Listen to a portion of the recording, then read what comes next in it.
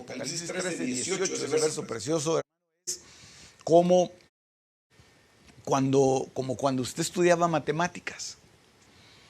Las matemáticas no las puede estudiar simplemente leyéndolas en su cama, acostado con su libro, ¿verdad? Estudiando matemáticas, no. Las matemáticas, ¿sabe cómo se estudian las matemáticas? En una mesa,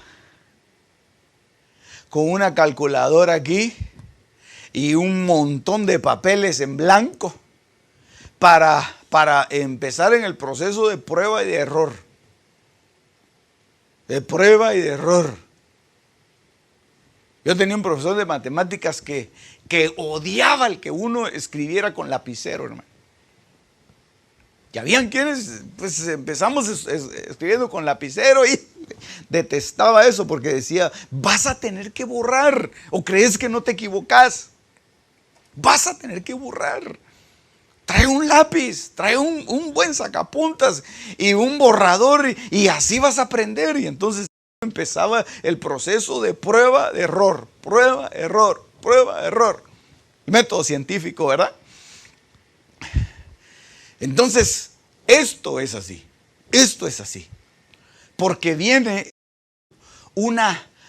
detrás de eso un misterio que tenemos nosotros con la ayuda del Espíritu irlo descifrando y en muchas ocasiones podemos fallar y podemos equivocarnos porque somos humanos, pero eso no quiere decir que dejemos de hacerlo.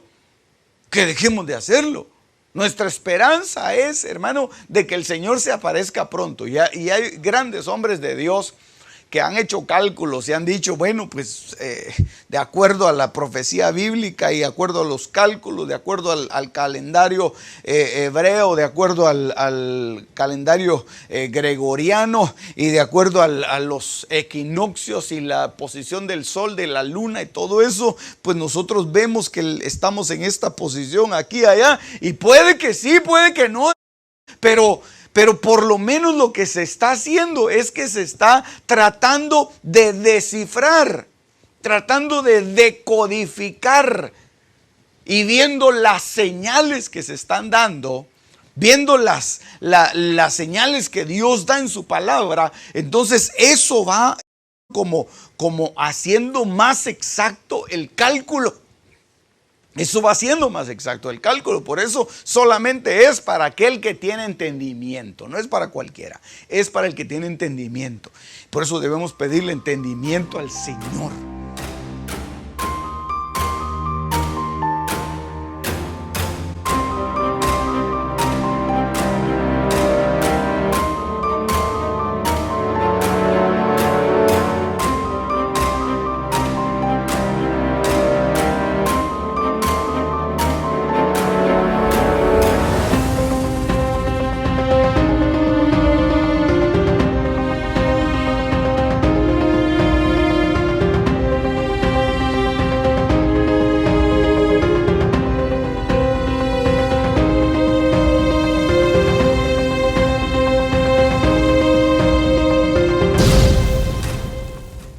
Esta palabra calcular puede ser decodificar también, así lo pone en una versión.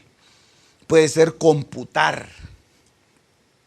Mire, hasta de computadoras habla esta versión, ¿verdad? Porque el número es el de un hombre y su número es 666. Entonces, qué cosa más tremenda, qué tarea más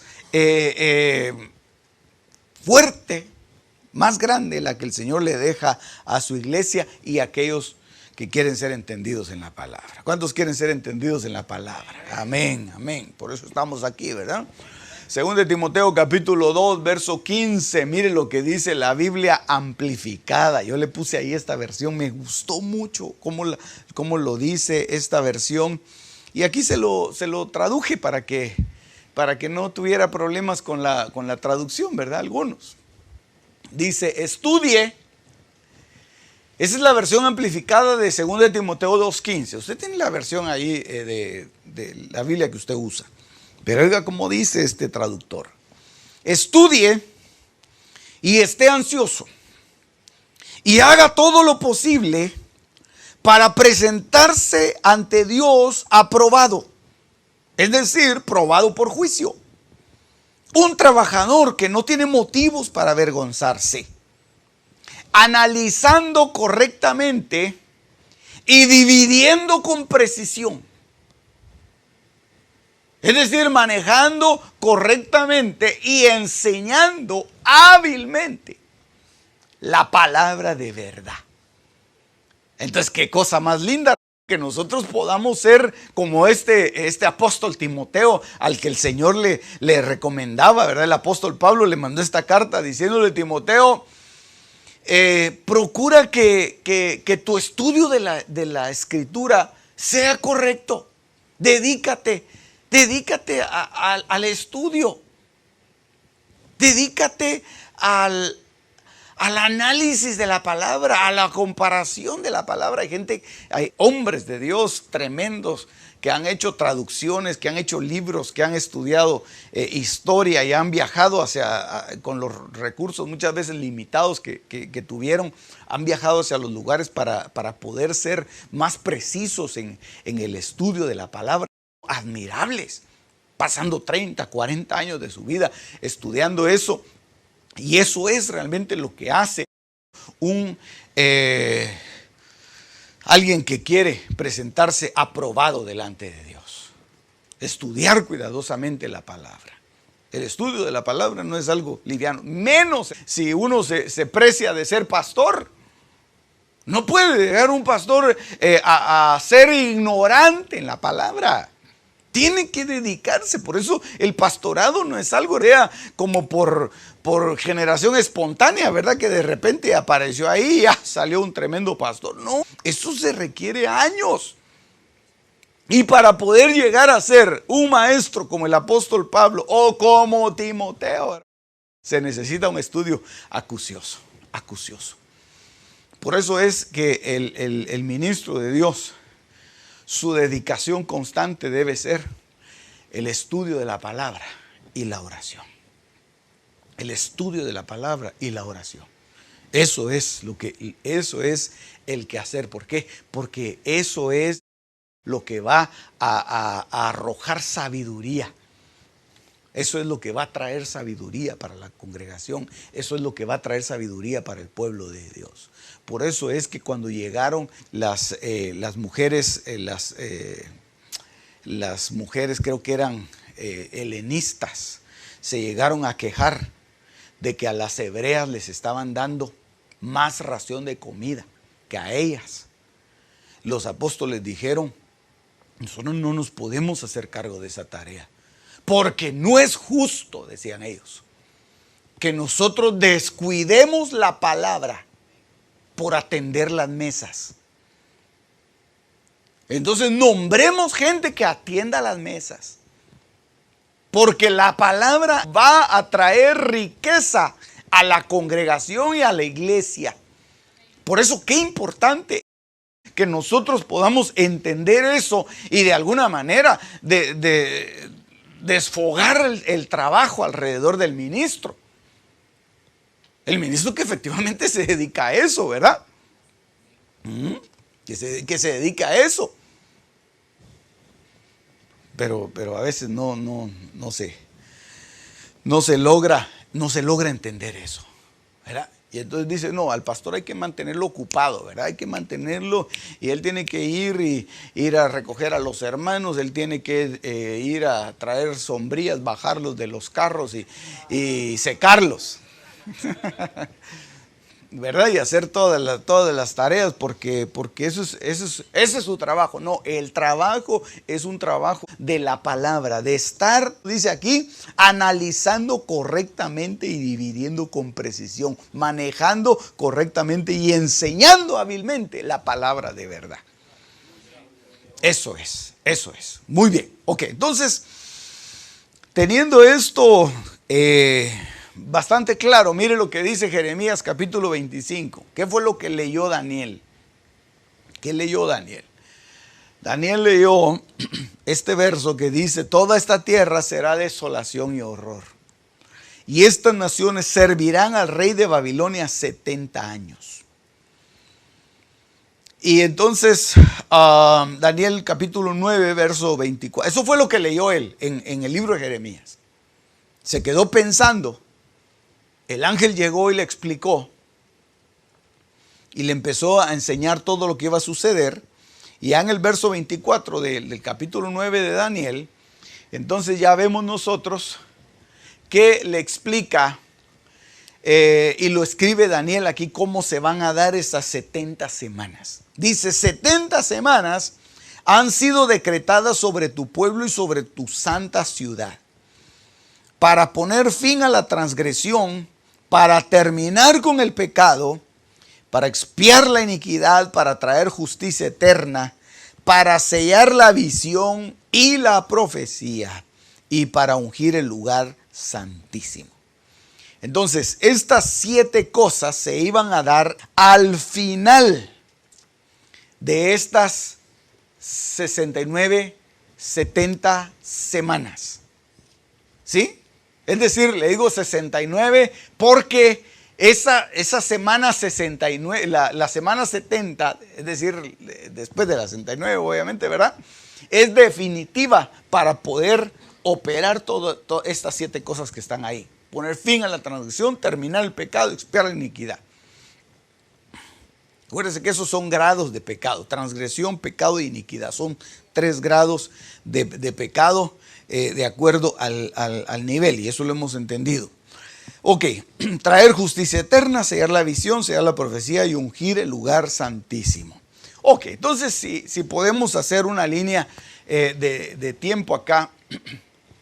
Yo voy a hacer esto aquí. Y ahorita se lo voy a explicar un poquito.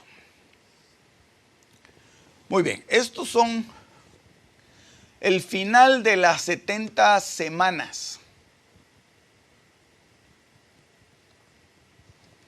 El final va a estar acá, en donde se va a consumar lo que está en Daniel 9:24. Pongo acá, Daniel 9:24. Ahí se va a terminar todo eso.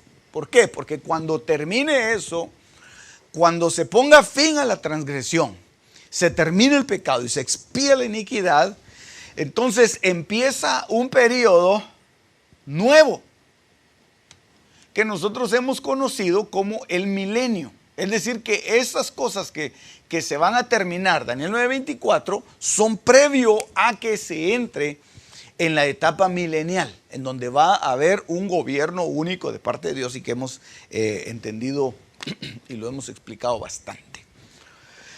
Ok, has de saber, dice el verso siguiente, y entender que desde la salida de la orden para restaurar y reconstruir a Jerusalén hasta el Mesías príncipe habrá 7 semanas y 62 semanas.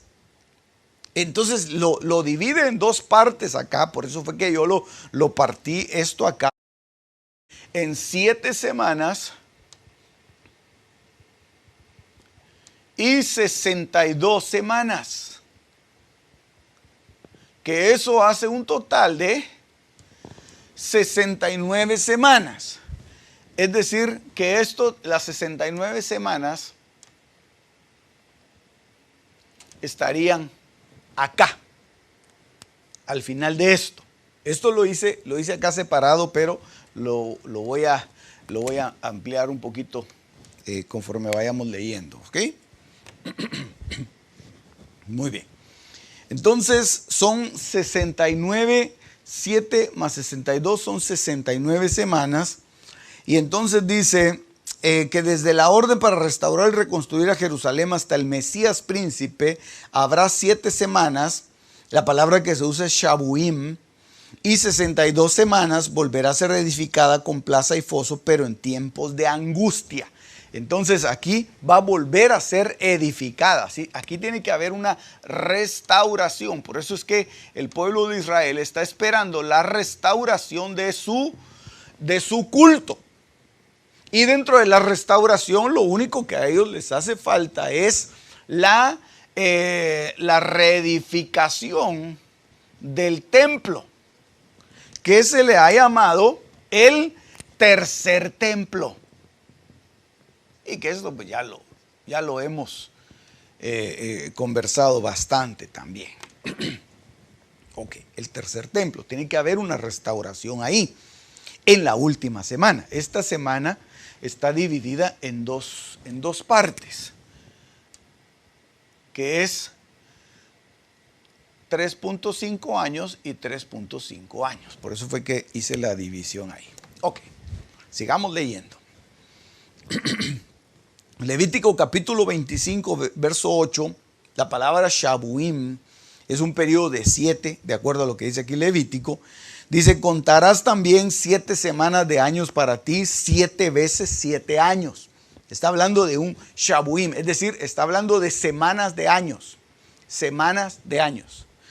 Dice, para que tengas el tiempo de 7 semanas de años, es decir, 49 años. Eso lo pone, yo solo le puse de referencia Levítico 25:8 para que entendiéramos que no necesariamente son periodos, digamos, de días, sino que semanas de años.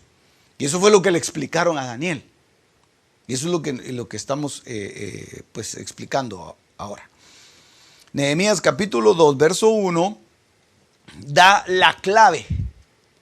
Porque desde que se da la orden, se tiene que empezar a contar 7 semanas más 62 semanas. Y entonces, ¿hasta dónde? Hasta el Mesías príncipe. Entonces, acá, en este espacio de acá, tiene que venir y aparecer el Mesías príncipe.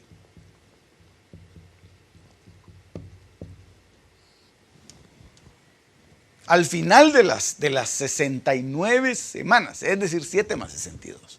Perdónenme que sea tan repetitivo, pero yo quiero que esto quede bien claro.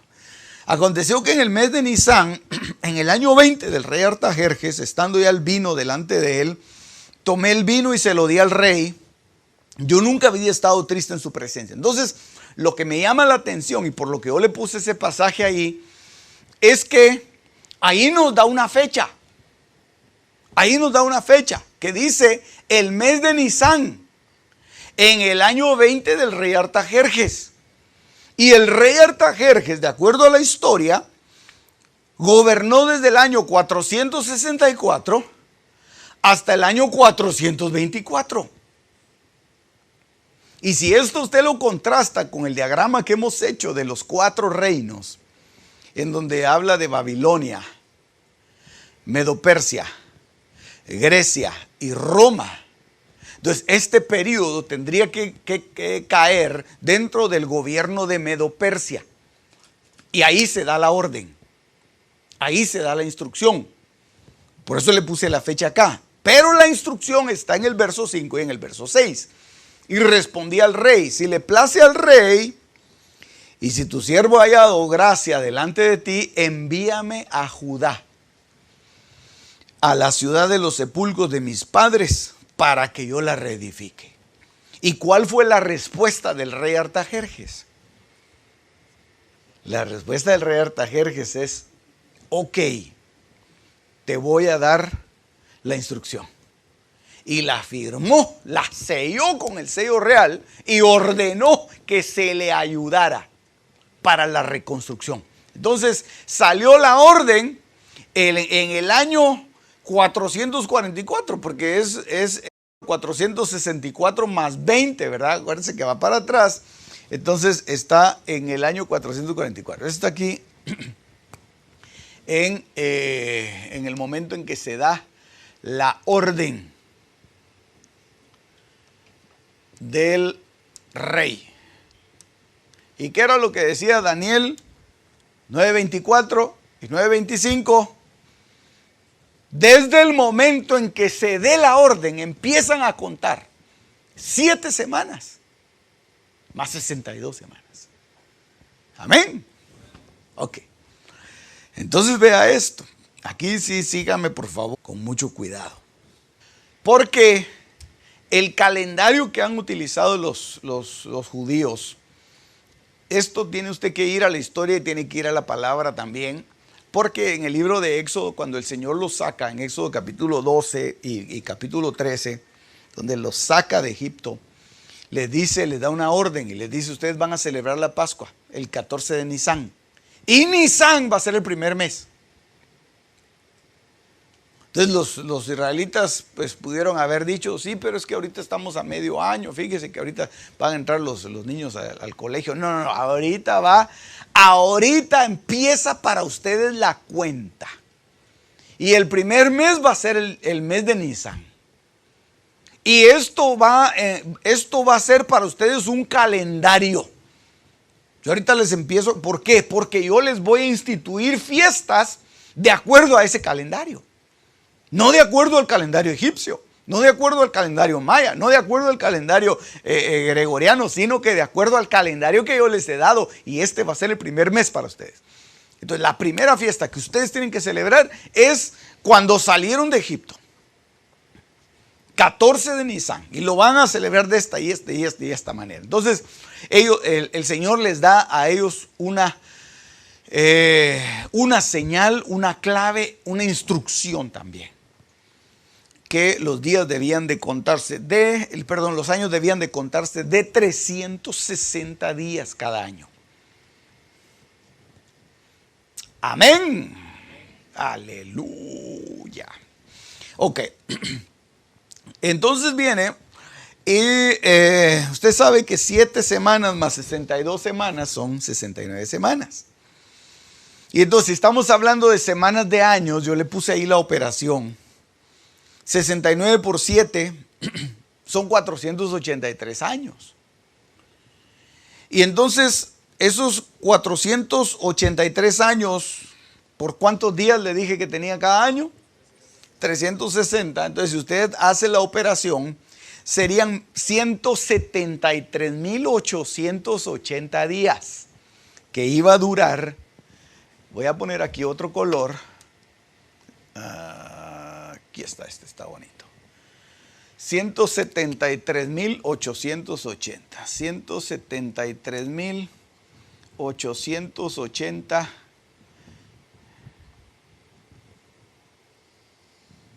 ¿Sí? Ahí no hay problema con esa operación, ¿verdad que no? Saque la calculadora ahí, hombre. En lugar de estar texteando ahí en WhatsApp. No, usted no textea.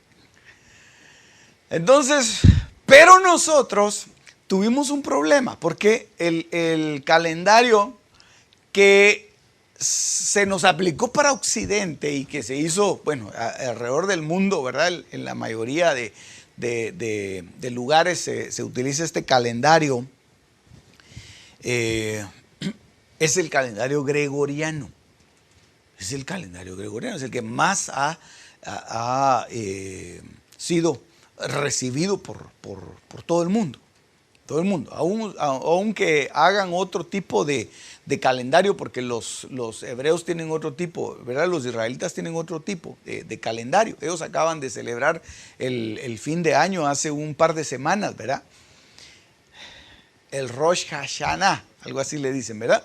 Ese es una fiesta, entonces ellos empiezan un nuevo ciclo ahí, pero hermano, al final ellos tienen tres calendarios, ¿verdad? El religioso, el social y el político. Creo que ellos tienen un calendario diferente.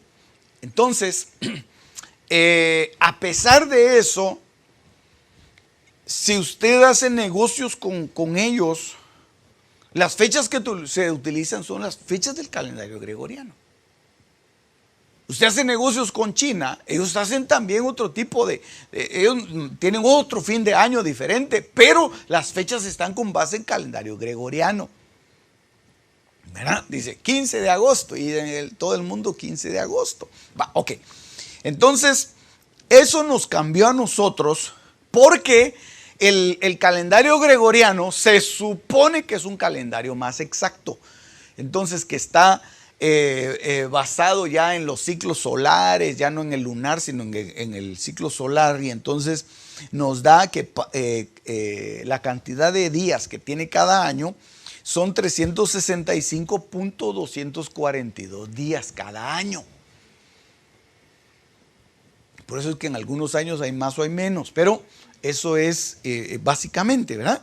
Y estos 173.880 días que pusimos ahí equivaldrían, que eso es un calendario judío, eso que está ahí, equivaldrían en tiempo para nosotros en 476.06. Es decir, lo que se está haciendo ahí es que se está haciendo una traducción a nuestro calendario gregoriano. Y de esos años que quedaron ahí, al traducir esos días en nuestros años, eso es lo que hicimos ahí. Los días, 173.000, esto lo trasladamos a años. Y esos años todavía le sobra un 0.67792 que lo trasladamos a días, para ver cuántos días son esa colita que queda. Amén. Esos son 24 días. Entonces, aquí viene el cálculo interesante, hermano, porque desde el momento en que se dio la orden, que fue en el año 444,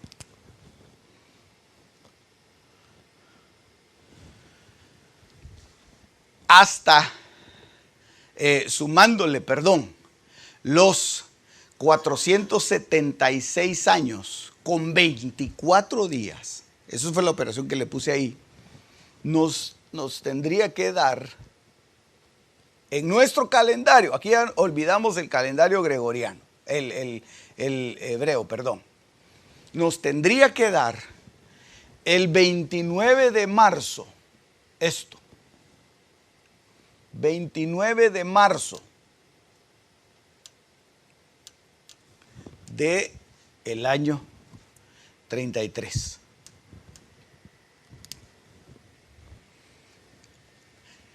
Y este de acuerdo, recuérdese que el calendario gregoriano tiene unos años perdidos. Por eso es que no es exacto. Pero en este año y en esta fecha debería de estar cumpliéndose la entrada del Mesías príncipe.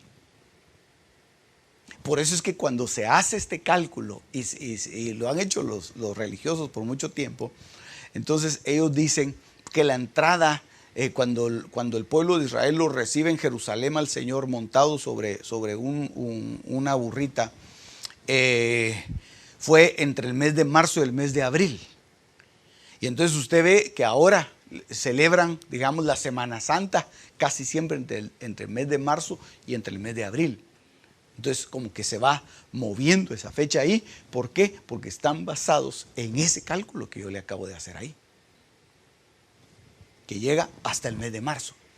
Ok, entonces no tratamos de ser exactos en esto, aunque se podría hacer. Pero lo que me interesa es el evento que se da acá. Daniel 9:24, Daniel 9:25 y 9:26. La entrada del Mesías príncipe, que estaba profetizada. Y Zacarías lo dijo. Capítulo 9, verso 9. Regocíjate sobremanera, hija de Sión. Da voces de júbilo, hija de Jerusalén. He aquí tu rey viene a ti justo y dotado de salvación, humilde, montado en un asno, en un pollino, hijo de asna. Entonces, desde la orden de reconstruir hasta el Mesías príncipe, Zacarías 9:9 lo anunciaba, la entrada del Señor. Es decir, se iba a presentar el Mesías. Pero muy pocos lo iban a ver, a recibir o a percibir como tal. De hecho, los mismos que deberían de haber estudiado esto en la Escritura, no lo pudieron ver. Lo recibieron mejor aquellos magos que estudiaban los astros. Ellos lo estudiaron mejor y lo recibieron mejor que su pueblo. El pueblo lo rechazó. Entonces, dice acá que después de esos acontecimientos, eso ya está en el siguiente verso de Daniel 9. Después de estos acontecimientos, es después de haber entrado, el Mesías será muerto y no tendrá nada. Entonces, esto sucedió aquí, en este periodo. Por eso le dije que esto lo íbamos a ampliar de esta manera. Esto sucede acá inmediatamente después. Entonces muere.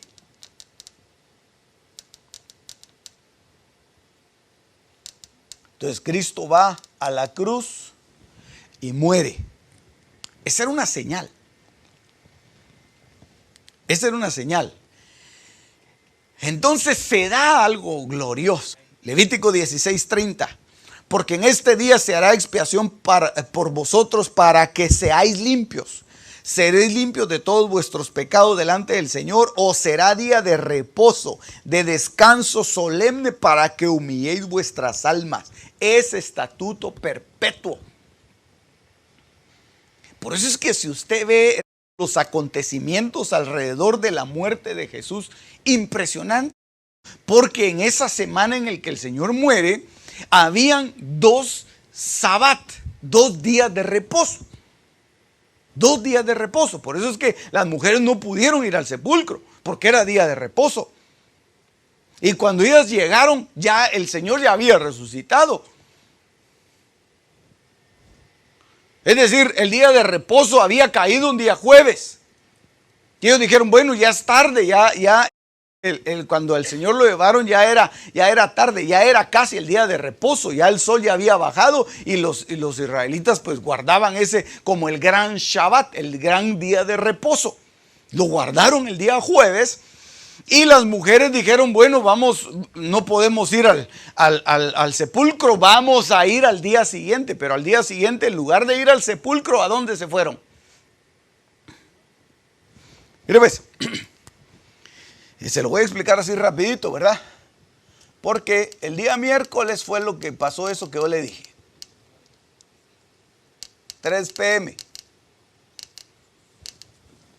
El día jueves, ¿qué era? Jueves, el gran Shabbat. Por eso es que no es conveniente decir el día sábado, porque no es sábado, es Shabbat.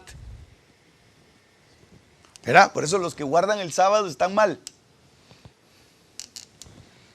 También en eso están mal.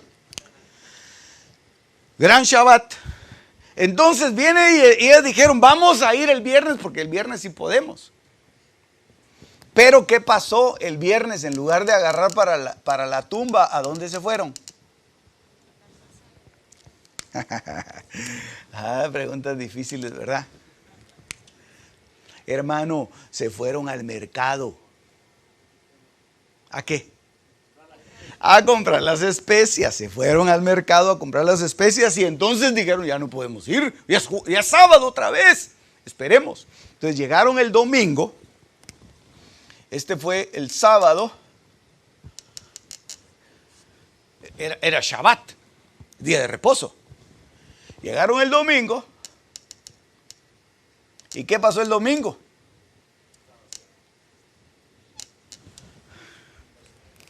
La tumba estaba vacía, ya había resucitado.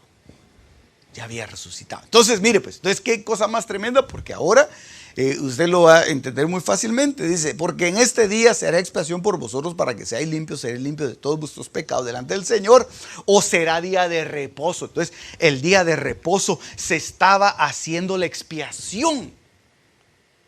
Por eso es que el Señor tuvo que bajar a los infiernos para hacer expiación y ser quemado como el cordero que fue inmolado.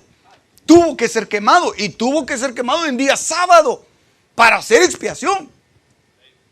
Hacer expiación. Después ya Él hizo lo que tenía que hacer. Eso está en 1 Pedro 3, 18 y 19 está. Y en Efesios 4 también, que Él a lo que descendió fue a predicar y etcétera, etcétera. Eso otro día le explico. Pero muere. Para seguir aquí en esta secuencia, si no nos vamos a perder. Muere. Y se abre un paréntesis impresionante. Daniel capítulo 9, verso 26. Y el pueblo del príncipe que ha de venir destruirá la ciudad y el santuario. Su fin vendrá con inundación. Aún hasta el fin habrá guerra. Las desolaciones están determinadas. Entonces eso era lo que estaba entendiendo Daniel. Dijo, no, pero es que qué cosa más tremenda, que Dios haya preparado ya a un Mesías para que abran un espacio de expiación, no solamente para el pueblo de Israel, sino para todos aquellos que reciban al Mesías como príncipe, como rey, como Señor. Y eso somos nosotros. Amén. Aleluya. Por eso es que a los judíos y a los que dicen ser judíos, no les gusta que nosotros hablemos acerca de la teoría de la sustitución. A ellos no les gusta eso. A ellos no les gusta eso. Dice, ¿cómo va a ser que ustedes, si ustedes son una raza inferior? El Señor hasta les dijo, ustedes eran perros. Porque así nos dicen, ¿verdad? Pero el Señor nos atendió como a la sirofenicia, ¿verdad? Nos atendió y nos llamó como hijos. Y a ellos no es que los haya desechado, porque el apóstol Pablo dice en Romanos, ¿ha desechado Dios a Israel? En ninguna manera, dice. Aleluya, porque si la exclusión de ellos fue nuestra inclusión, ¿qué será la inclusión? Aleluya, entonces qué cosa más tremenda. Que Dios haya permitido este espacio acá antes de llegar a la semana 70, porque tenemos que llegar todavía a la semana 70. Deme unos minutos, me faltan 6 minutos todavía para explicar esto.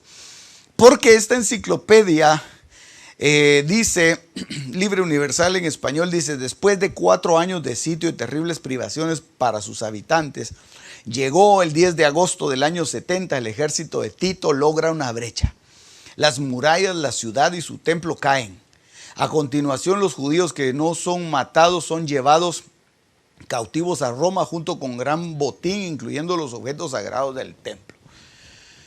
Es interesante ver, y ya hemos platicado de eso, hermano, que la destrucción de los 3 templos anteriores se dio siempre en la misma fecha, en el 9 de Ab. Es una fecha de mucha tristeza para Israel, y sobre todo cuando ellos ven que en la historia entra este Tito Flavio Vespasiano, entra y logra tomar y destruir el templo. Y hace una dispersión impresionante. En el año 70, eso sucede dentro de este paréntesis que le estoy poniendo acá, aquí. Pero vea lo que pasa. Hebreos 9:7, pero en el segundo solo entra el sumo sacerdote una vez al año, no sin llevar sangre, el cual ofrece por sí mismo y por los pecados del pueblo cometidos en ignorancia. Queriendo el Espíritu Santo dar a entender esto, que el camino al lugar santísimo aún no había sido revelado, en tanto que el primer tabernáculo permaneciera en pie. Entonces tenía que destruirse el tabernáculo para que se abriera el camino, hermano. Entonces ahí, en esos primeros años de la iglesia, y específicamente en el año 70, es cuando empieza una cuenta diferente, que es un periodo de gracia. Bueno, desde que el Señor nace y muere, ¿verdad? Empieza un periodo de gracia. Pero ese periodo de gracia se hace más claro cuando nosotros vemos la destrucción del templo. Ya no hay templo a dónde ir. Y entonces, ¿y ahora qué hacemos? Porque muchos de los ex judíos que habían recibido al Señor corrían siempre al templo. De hecho, la restauración del cojo de la hermosa estaba en el templo cuando Juan y Pedro subían a la hora de la oración, ¿verdad? Ok, iban al templo y ahí discutían, ahí hacían muchas cosas, pero ya sin templo. Entonces ahora se abre el camino, hermano, para nosotros. Entonces ya es la plenitud de la era de la gracia para nosotros. Porque eso era como una frontera, ¿verdad? Ahora la plenitud de la gracia para nosotros, y ya entramos nosotros. Aleluya. Entonces todo eso sucede acá, en este espacio pequeño. Porque la semana 70 todavía no ha venido. La semana 70 se debía haber cumplido en el momento en el que el Mesías viene, El pueblo lo recibe y entonces viene la destrucción. Pero el pueblo lo rechazó. Entonces Dios dijo, no, aquí vamos a hacer una pausa. Venid a mí todos los trabajados y cargados que yo os haré descansar. Aleluya, sea chino, europeo, sea de donde sea, pero se va a abrir la puerta de la gracia. Se abre la puerta de la gracia y se abre el día grande de la expiación, en el cual nosotros estamos viviendo, pero que un día va a terminar. Entonces Aarón ofrecerá el novillo de la ofrenda por el pecado, que es por sí mismo, hará expiación por sí mismo y por su casa, y degollará el novillo de la ofrenda por el pecado hecha por sí mismo, y tomará, dice aquí, un incensario lleno de brasas de fuego sobre el altar que está delante del Señor, y 2 puñados de incienso aromático molido, y lo llevará detrás del velo. Entonces, eso fue lo que se hizo ahora. Día de la expiación aquí. Día, aleluya. Una puerta grande ahí. Puertona. De la expiación. A los suyos vino y los suyos no le recibieron. Más a los que le recibieron les dio la potestad de ser hechos hijos de Dios. Aleluya. Hay una versión hecha, hermano, por los judaizantes que dice, que tratan de evitar eso, y ellos dicen, a los de su oficio vino. A los de su oficio. ¿Cómo le cambiaron eso? No, a los suyos vino y los suyos le rechazaron. Y lo que tendría que hacer es venir y meterse dentro de la iglesia, porque hay oportunidad, pero en la época de salvación, el tiempo de salvación, en este tiempo, gracias a Dios por eso, es a través de la iglesia de Jesucristo. No hay otra. A través de la iglesia de Jesucristo. Ahí dejó el Señor la puerta, ¿verdad? La gracia de Dios está pues manifestada aquí en Oseas 6:2, ese periodo que le puse yo, día de la expiación. Nos dará vida después de 2 días y al tercer día nos levantará y viviremos delante de él. Según de Pedro capítulo 3 verso 8, pero amados, no ignores esto, que para el Señor un día es como 1000 años y 1000 años es como un día. Entonces pareciera ser que en este periodo en donde vino el Mesías príncipe, que fue aproximadamente en el 33, de acuerdo a nuestro calendario, hay 2 días que equivalen a 2000 años, que estaríamos llegando casi al límite, ¿verdad? Casi al límite cuando empiece la semana 70. ¿Por qué? Porque si después de 2 días, entonces tiene que pasar esta semana. Después de 2 días nos va a dar vida, nos va a levantar. Oiga cómo dice Éxodo 19:16. Aconteció que al tercer día, cuando llegó la mañana, hubo truenos, relámpagos y una densa nube sobre el monte y un fuerte sonido de trompeta. Y tembló todo el pueblo que estaba en el campamento. Entonces, tal vez animándonos a hacer un poquito, algunas cuentas aquí y algún ejercicio ahí matemático, podríamos restarle a este 33, le podríamos restar 7, ¿verdad? ¿Verdad? Más los años perdidos, pero haciéndolo así desapasionadamente, ¿verdad? Como que dice, ay pastor, pero entonces aquí 33 menos 7, ¿cuánto le queda ahí? 16. Entonces estaríamos hablando 2026, ¿verdad? Menos unos 3 añitos por ahí que se quedaron perdidos en el gregoriano. Podríamos hacer un ejercicio ahí de 2020, ¿cuánto? 2023, ¿verdad? Pero como faltan todavía los 5 meses acá, estaríamos hablando que más o menos 2022, ¿no? Podría ser. Podría ser. Se vale anhelar también. Aleluya. Gloria a Dios. Qué lindo. Que aún fíjese que qué cosa más preciosa, porque aún a los presos en las cárceles les reducen los años de condena. Se los hacen más pequeños, ¿verdad? Pues ya no es un año de 360 días, sino que ya es un año como de 300 días, hermano. Entonces dicen, a veces de menos, ¿verdad? Entonces dice, va a cumplir una condena de 5 años. Ya, feliz él, porque en 3 años ya se fue, y se porta bien en 2.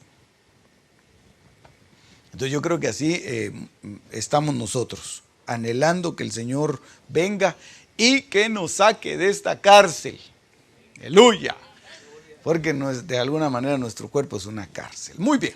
En el próximo estudio se lo voy a explicar cómo van las edades aquí de Adán a Abraham, de Abraham a Jesús, de Jesús a Cristo. Esto hay que explicarlo también, porque habla de los 3 días. Pero me quedo con Daniel 9:27.